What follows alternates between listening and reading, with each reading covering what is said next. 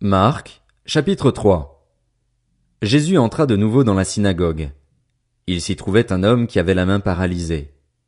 Ils observaient Jésus pour voir s'il le guérirait le jour du sabbat, c'était afin de pouvoir l'accuser. Jésus dit à l'homme qui avait la main paralysée, « Lève-toi, là au milieu. » Puis il leur dit, « Est-il permis, le jour du sabbat, de faire du bien ou de faire du mal, de sauver une personne ou de la tuer ?» Mais ils gardèrent le silence. Alors il promena sur eux un regard de colère, et, peiné de l'endurcissement de leur cœur, il dit à l'homme, « Tends ta main. » Il la tendit, et sa main fut guérie.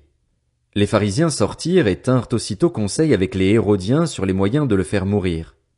Jésus se retira au bord du lac avec ses disciples.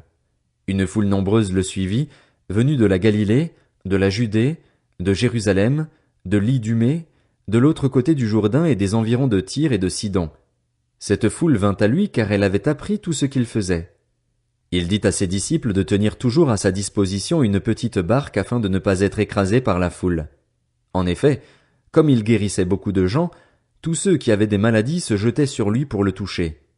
Les esprits impurs, quand ils le voyaient, se prosternaient devant lui et s'écriaient « Tu es le Fils de Dieu !» Mais il leur recommandait très sévèrement de ne pas le faire connaître. Il monta ensuite sur la montagne. Il appela ceux qu'il voulait, et ils vinrent vers lui. Il en établit 12, auxquels il donna le nom d'apôtres, pour qu'ils soient avec lui, et pour les envoyer prêcher avec le pouvoir de guérir les maladies et de chasser les démons. Voici les 12 qu'il établit. Simon, qu'il appela Pierre, Jacques, fils de Zébédée, et Jean, frère de Jacques, auquel il donna le nom de Boanerges, qui signifie fils du tonnerre. André, Philippe, Barthélemy, Matthieu, Thomas, Jacques, fils d'Alphée, Thaddée, Simon le Cananite, et Judas l'Iscariote, celui qui trahit Jésus. Ils se rendirent à la maison, et la foule se rassembla de nouveau, de sorte qu'ils ne pouvaient même pas prendre leur repas. Lorsqu'ils l'apprirent, les membres de la famille de Jésus vinrent pour s'emparer de lui, car ils disaient « Il a perdu la raison ». Les spécialistes de la loi qui étaient descendus de Jérusalem disaient « Il a en lui Béelzébul. C'est par le prince des démons qu'il chasse les démons. » Jésus les appela et leur dit sous forme de parabole « Comment Satan peut-il chasser Satan? Si un royaume est confronté à des luttes internes, ce royaume ne peut pas subsister, et si une famille est confrontée à des luttes internes, cette famille ne peut pas subsister. Si donc Satan se dresse contre lui-même, s'il est divisé, il ne peut pas subsister, c'en est fini de lui. Personne ne peut entrer dans la maison d'un homme fort et piller ses biens sans avoir d'abord attaché cet homme fort. Alors seulement il pillera sa maison.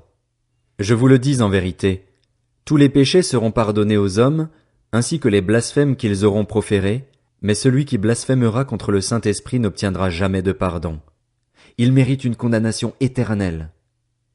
Jésus parla de cette manière parce qu'il disait « Il a un esprit impur ». Sa mère et ses frères arrivèrent donc. Ils se tenaient dehors et l'envoyèrent appeler.